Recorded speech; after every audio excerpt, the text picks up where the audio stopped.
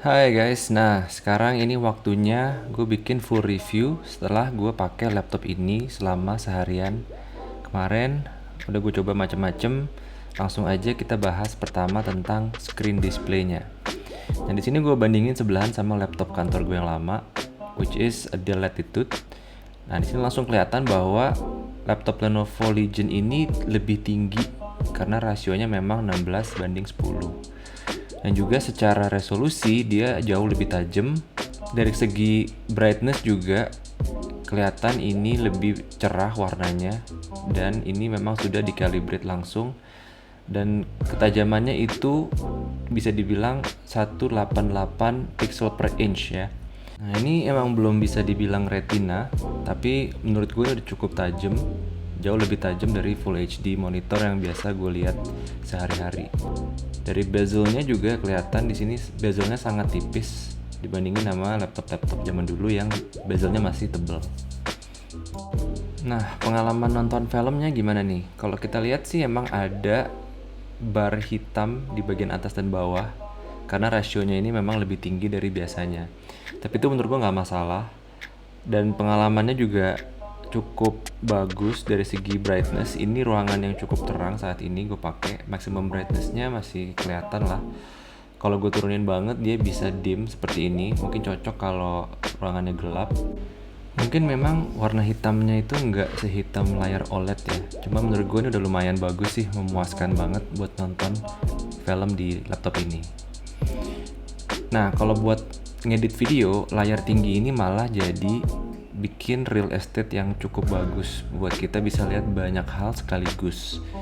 Ini enak banget buat ngedit video, dan juga buat browsing website juga ini pas banget karena bisa lebih banyak melihat dan ngebaca teks yang muncul sambil kita scrolling ke bawah. Jadi rasio ini memang ada kelebihannya untuk beberapa tipe penggunaan yang lain. Nah, kalau mau sedikit lebih detail tentang warna, sebenarnya gue bukan pakarnya ya. Cuman ternyata di sini udah ada settingannya. Kita bisa lihat pada saat dia not calibrated, itu dia memang warnanya jauh lebih kuning. Pas dia kita pakai profil yang sudah dicalibrate as a default, itu warnanya lebih adem.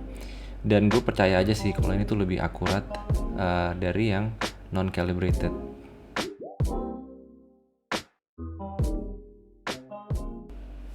Nah, kalau untuk gaming sebenarnya gue ada masalah besar. Masalahnya adalah gue nggak punya AAA title. Karena dari dulu gue nggak pernah beli karena ya dulu graphics card gue nggak mampu buat ngejalanin.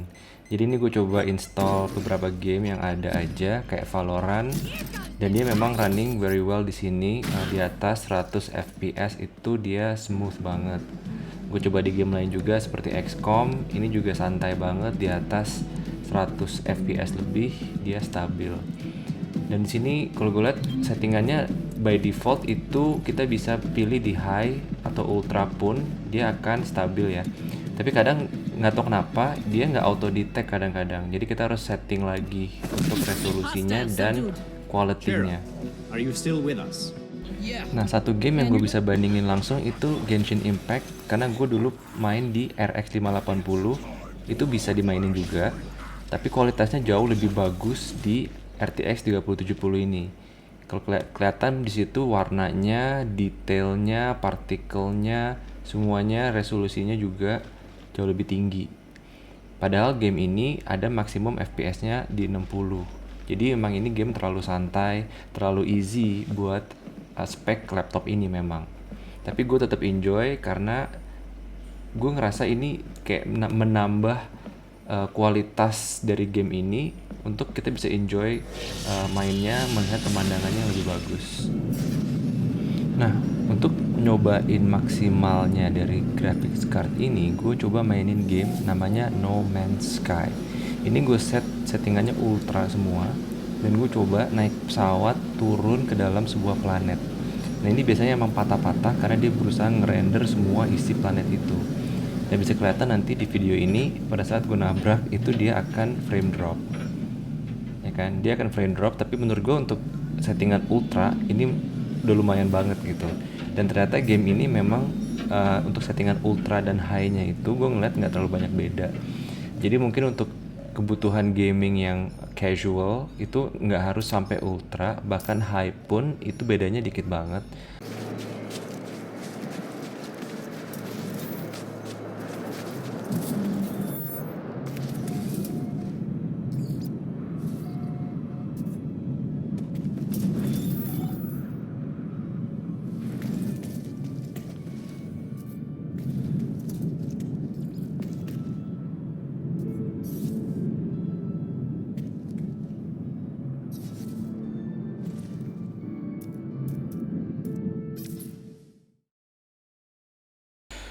Nah, kalau ngomongin audio, ini speakernya menurut gua lumayan, tapi dia nggak ngadep ke atas. Jadi seakan-akan suaranya itu muncul dari bawah dan itu jadi kayak mendem gitu. Tapi secara kualitas memang jauh lebih bagus dari laptop pada umumnya ya. Kita coba aja dengerin langsung nih.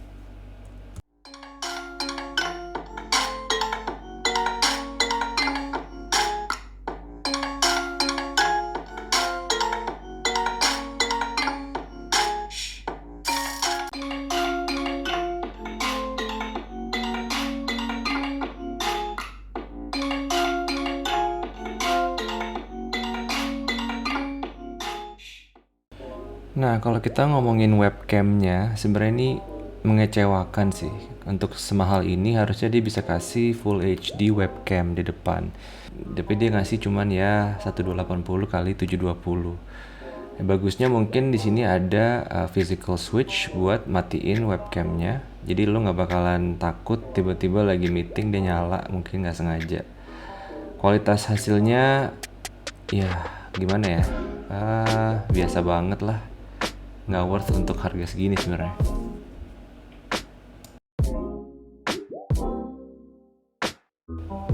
Untuk panas sebenarnya dia punya banyak outlet ya untuk ngeluarin udara panas. Di samping ada, di belakang ada. Jadi sebenarnya dia panasnya itu cukup bagus sih ventilasi udaranya, tapi tetap sih anget kalau kita pegang. Dan untuk suaranya itu sebenarnya ada 3 mode sih yang bisa kita setting. Kalau kita pencet function Q itu bisa ganti. Kalau warnanya merah gini berarti dia lagi mode performance, itu biasanya kipasnya lebih kencang. Kita bisa ganti juga mode quiet. Dan ini quietnya bener-bener diem sih, dia bisa hening gitu, jadi gue kaget. Dan biasanya juga kalau day to day gue pakai yang auto aja sih, jadi dia bisa auto balance sendiri.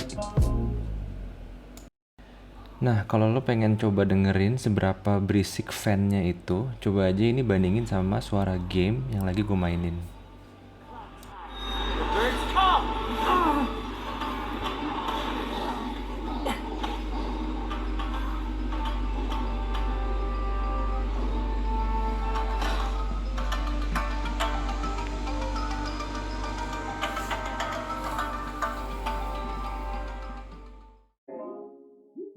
Nah, untuk software bawaannya Lenovo sendiri itu namanya Vantage. Dan ini kalau gue perhatiin memang lumayan user friendly.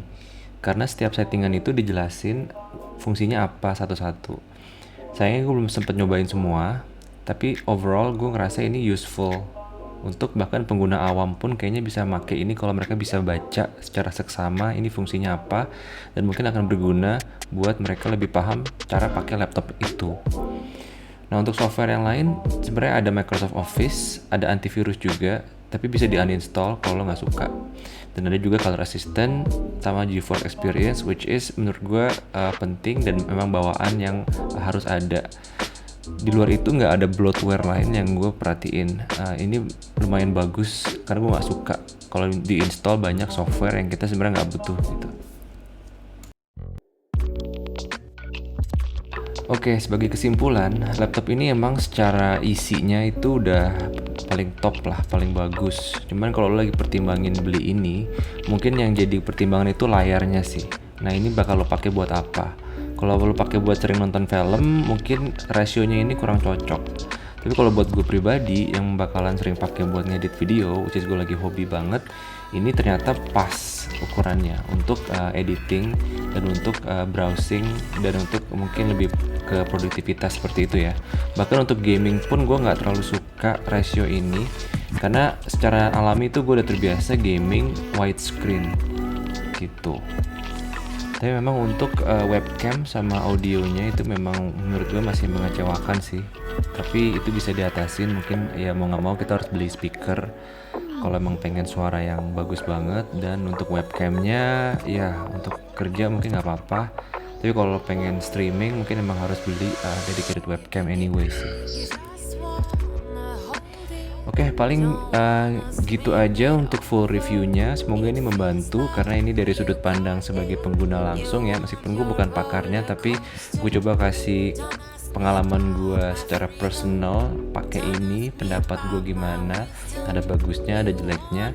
Semoga membantu dan thank you so much for watching and see you next time guys.